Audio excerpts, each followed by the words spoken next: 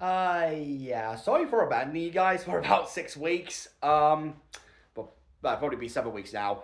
I've been busy, to say the least. Work has been a big asshole, which, a combination of the Halloween stuff that was going on at the store, and of course the Black Friday sale, general real life stuff. It's been big complicated. And as you may have noticed, that basically meant I haven't been able to give my new thoughts on Colorado Gavv yet. And yes, you may have noticed, yes, my mum already put up the tree. She does it after my birthday, I swear. Anyways, so instead of just simply doing one episode this time, I'm going to do episodes 8 through 10. These are going to be general quick thought ones because I literally just watched all three of them in tandem this morning, and well, it's it's just been a while since it says update, so I figured might as well get all three of them in one video. Episode 8 is an immediate follow up from the lady being kidnapped by the art dealer, who of course was actually a Granute, only for the Granute to actually shown to have somehow survived, since as revealed near the end of the episode, he's already been experimented on by Niel to be given cloning technology, well, not necessarily cloning, self-replicating abilities, so that whenever it seemed like they destroyed him, all he did was just spawn a clone in his place and retreated so he can come back and take him down later. But this episode is also a bit of a focus on Sachika, showing that basically she basically like doubts herself because she's never been able to read people properly, but at least that's her reasoning, because she's basically like hiding her own sadness when people, like, whenever she tries to reassure certain people, they're always like, oh, you don't get it, you don't understand me, you've had it a good way, which is completely ignoring the fact that all Sachika is trying to do is help, which we see that Suisugu, the artist who threw paint on her last episode, like that was his reaction when, like, as soon as she was trying to help him. But of course, Shoma and Sachika's aunt, I literally forgot her name. They basically reassure her, hey, if you really weren't as compassionate and empathetic towards other people, you wouldn't have that kind of reaction. You wouldn't be as upset about people, like, not taking, like, not, you wouldn't be as upset about their reaction to you. So there's no, and sometimes some people just react like that. There's something like the frustrations just get to them, and that's why they often react like that. And this is actually a really good way to show, like, Sachika is not just simply one no. My name means happiness, so I have to be always happy and make people happy. Like, they actually show like the like kind of like the flaws in her ideology, in that she's not really like taking consideration her own like self value. Meanwhile, with Hanto, of course, now he's still trying to keep his identity as valid as secret from people, and he's basically what's the term? He's basically trying to like find other means of identifying Granutes, only for the scientist guy who helped him. Again, totally forgot his name. I got it written down somewhere, but I can't be bothered to get it out. The scientist guy reveals that the easy way to tell a Granute is because although they have human disguises, they can't fully hide the second mouth in their stomach. So that at least would be a good way for them to find them. And eventually, the two, of course, Valid and Shoma team up when the Granute comes back, this time posing as an Italian art dealer. But this time they're able to figure out very quickly, but what is really a very simple trick. Spills some tea on him, and while helping lift his shirt up to reveal the second stomach, thus revealing, of course, he's a Granute. And I do like the fight scene that follows, because it really shows that even though they don't trust each other with their identities yet, Gavv and Valen really work well together once they have a common goal in mind. And I'm glad they're doing this. They're glad they're getting this out of the way, like, early on in this series, instead of just letting like a stupid conflict prolong for so long that it gets to the point that when they do start working together, it doesn't feel as cathartic. Here, they're like, okay, I don't trust you in my identity, but I know we have common goals. Let's work together. Okay, we'll do that. And I'm glad that they address that very early on, instead of just letting this stupid conflict linger. Anyways, they eventually defeat the Granutes, and And maybe Sachika, sorry, she does something a bit stupid in that because Suitsugu basically felt like his art was considered worthless by a monster. She picked up like a tin of paint and just splashed it on the monster while making it clear that, yeah, you don't get to swindle people out of their happiness. That's just a general dick move. But that actually it does allow Shoma, it does allow Gavv and Valen to realize that the monster's like cloning capabilities. Of course, they track down the real one and kill it. But of course, without knowing each other's identities, they still swear to keep their identity secret from Sajika, to keep her out of danger. So yeah, solid episode that one. But in the next episode 9, basically he sees Sheeta and Jeeb essentially being given the pink slip because of how, well, one, the procurement has been going poorly, and two, they keep on losing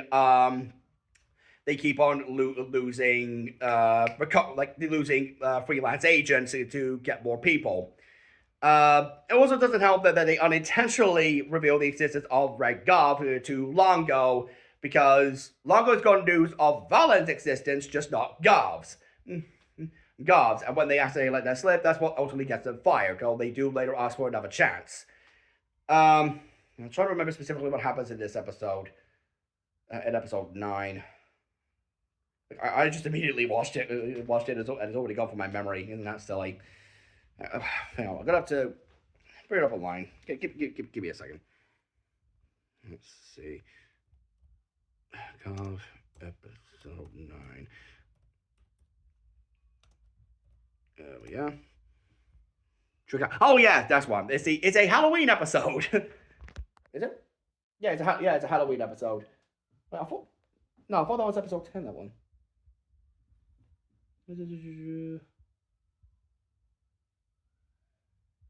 Oh, okay. So it looks like I've already watched episodes 8 and 9. Okay, never mind. I'm not gonna edit this. I'm not gonna edit that out. I want you to see my blunders, see what I have to work with. But yes, episode 9. It shows Shoma first experiencing Halloween for the first time. And of course, as he learns that Halloween is basically the day where all the kids get candy, while he's still in his pumpkin costume, he goes around asking for candy, much to the bafflement of the adults. Because, well, apparently they don't really see adults like walking around in a big pumpkin costume asking for candy. Which, like, I know like adults trick or treating is not necessarily a thing, but adults dressing up for Halloween, yeah, that's a thing. That is, like, even if it's something silly like the thing that Shoma is wearing. But of course, it's during this that he tries a lollipop for the first time, which gives him his Garukan Gachizo, which he later uses later on in the episode for a power up. But meanwhile, with Hanto, he's investigating like rumors of kids going missing near a specific tunnel, which of course is being done by graduates. And initially he thinks that this dance school instructor is the one doing it, since the kid he's talking with, who gives him all the information, happens to be going to a dance school. And I actually do like this episode as well, but because it's basically about how the kid wants to be an idol when she grows up.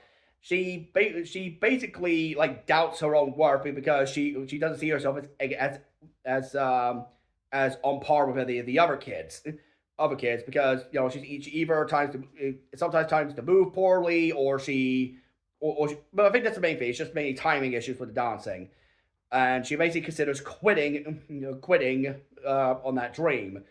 Well, she says it would be better she quits, even though she really doesn't want to, and that's actually something I can at least relate to, because, like, not going into, like, extensive details, in my second year of uni, I was considering quitting as well, like, at least taking the year off, and then coming back to uni the following year, or just straight up dropping out and just, like, getting a normal job, which, I do have a normal job now, but, I still ended up graduating from uni eventually, but not even eventually, I just did the 3 years.